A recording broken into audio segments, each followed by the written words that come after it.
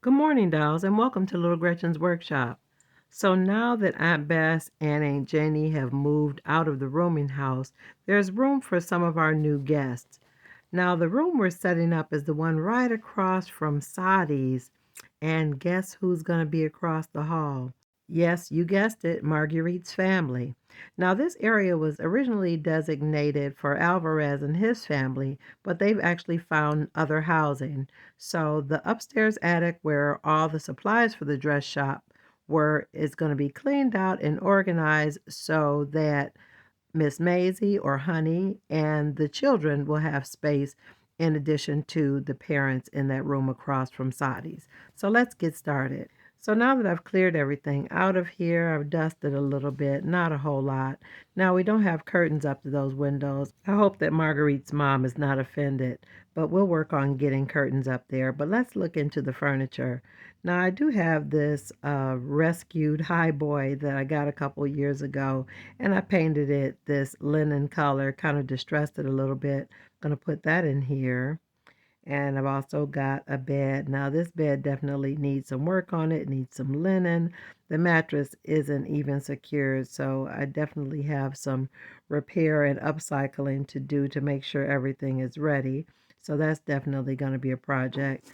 So I'm just going to set a couple of chairs in here just to see how much furniture will actually fit in this room. Yeah, I definitely have my work cut out for me to really get this room cozy and really up to par to make this a comfortable area for our guests. Now that I've got an idea of the arrangement of the furniture in this room, let's look and see what we're going to do up in the attic for the children and Miss Maisie. Now up here, this is one of the first rooms I actually started to remodel with this dollhouse 15 years ago. Literally, this wallpaper has been up here that long. It really looks good, and I used the birchwood sticks as my beadboard, but I never stained it. I originally was going to paint it, but I think I might stain it and then paint on top of it to kind of give it more of a weathered look. But I really love the wallpaper, and I'm so grateful that it still looks really, really pretty. Now, my original idea was to create a false stairwell similar to how I did Daddy's room in my original dollhouse, to paint the floor, add shadows, and build a railing on this corner. But yeah, after doing the staircase in the dress shop just recently, I'm just not up to it. But I've got another idea. But let me show you this door first. Now, this is a door I made a couple years ago, and I actually made it for another project, but I never used it. And it will be perfect to separate Miss Maisie's room from the children's room. Now these walls were pretty damaged, so I did do like some spackle, trying to create sort of a stucco effect on these walls. So I do need to paint them to make them look, neater because there's some staining. The wallpaper looks perfect. The floors look good. That is my old floor technique. I would change it, but I'm going to leave these floors this way so they'll be always there to be a low-key reminder of how much I've grown as an artist. So I did decide I am going to make a false stairwell, but not the one with open railing. Now, as you know, I don't like to measure, but I do need to do a little bit so that I'll know how high to make the wall for the false stairwell that will match the beadboard. Now, this is just a piece of foam core that I've got here, and I'm trying to determine how far I need to come out to create that look. I feel like that piece looks a little short, so I cut another piece, and this looks better and it looks way more believable. Now I'm just trying the bed, one of the twin beds over here, to see how it'll look. But I'm concerned about stacking the beds because you know how kids are. I don't want them trying to jump down the stairwell if I stack the beds, so this is not going to work.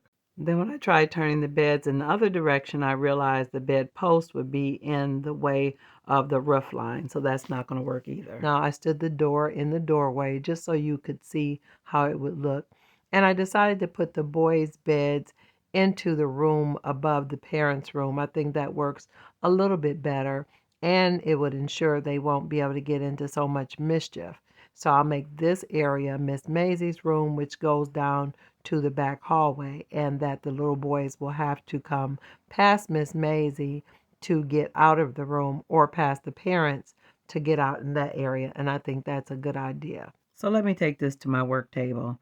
So I stained several pieces of baseboard so I can complete those 2 rooms. And I went ahead to stain the beadboard in Miss Maisie's side of the room where the new stairwell will be. Now, dolls, this is the hole in the floor, which is the ceiling of the room that Marguerite's parents are going to stay in. This is the area that I made the folded ladder. I will leave a link in the description on how I made that.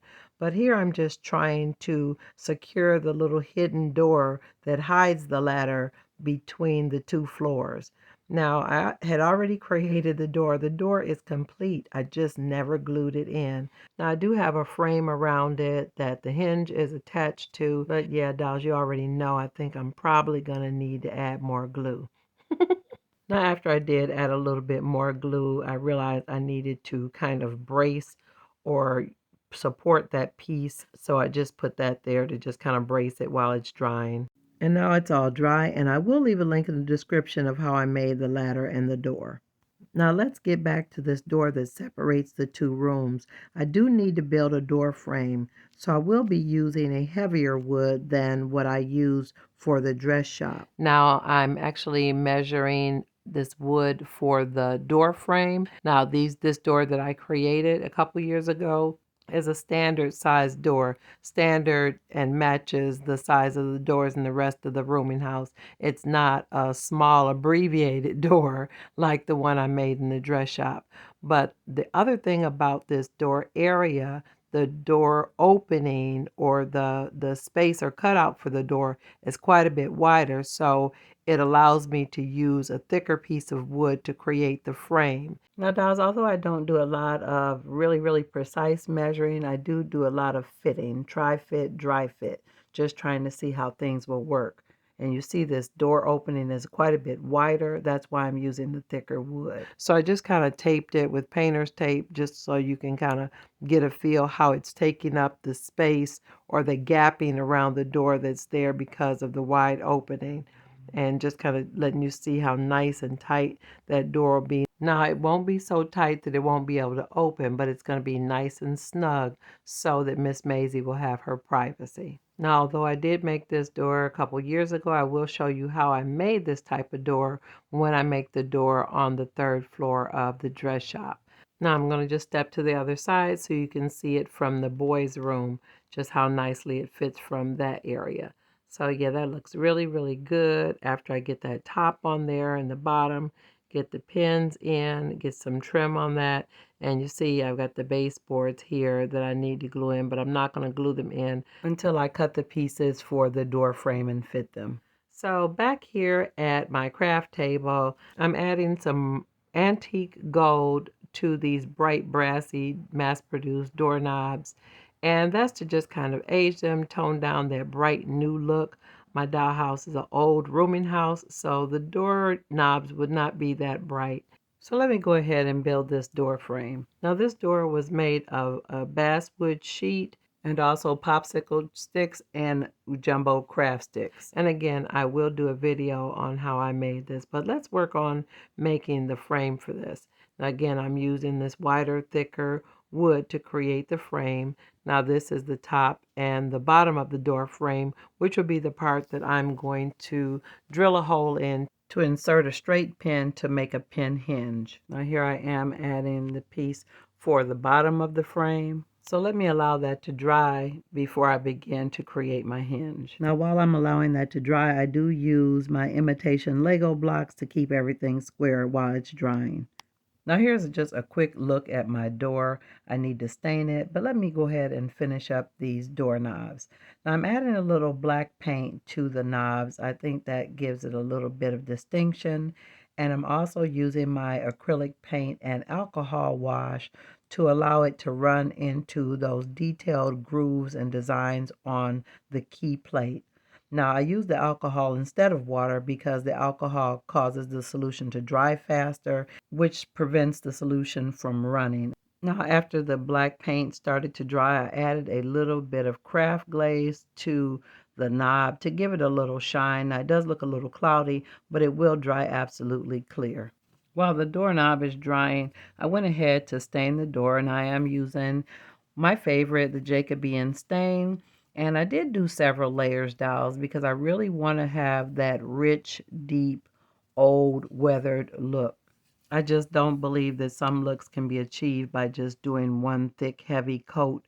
I think layering it on, allowing it to dry, and then adding as many additional layers that you need to create the desired look. Now that my frame is dry, I can go ahead and add the pins to create the hinge. Now, if you notice, my door is rounded on one side, which is going to be the side where the hinge is created. And now my door handles are all dry. I think they look great. So let's go ahead and get these hinges in. Now, I decided that I would cause it to open where you can see it from the outside of the dollhouse so that you'll be able to peek in the door from that angle. And I'm going to add the hinge on this side, which is the side of the door that I've already rounded off. And dolls, I drill it all the way through the door frame through to the door. I don't try to match them up. And when I'm going to do the second one, after I've created my first hole, I tape the door into the frame to keep it straight and then drill through on the other end. Now, after I've drilled through, I take a brass pin or even a straight pin and press it all the way in. And I'm just using the back of my pin drill to do this. And again, I'm doing it on the other side. And there we go, dolls. My pin hinge is complete. My door has been installed into the frame and it's ready to be installed into the doorway of the attic. Now here I'm just quickly adding a little bit of my Loctite glue to add the first doorknob and then matching it up on the other side. Make sure they match. Be careful not to get the glue on your hands, dolls. Best practice would be to use the rubber gloves, but I didn't. So do as I say and not as I do. And you flip it to the side so you can see both sides equally and match it on the other side. Look at it closely. After you're comfortable that it's matched, allow it to dry. And here's a quick glance at my door now that it has the hinge, it's inside the frame, it has the doorknob on. So now it's time to install it or at least fit it inside the door opening. I really like the door, but I definitely think it needs more aging. Now, dolls, if you've enjoyed this video today, definitely let me know in the comments. Also, like, share, and subscribe. And I'm looking forward to seeing you on the next episode of Little Gretchen's Workshop. Bye-bye now, dolls.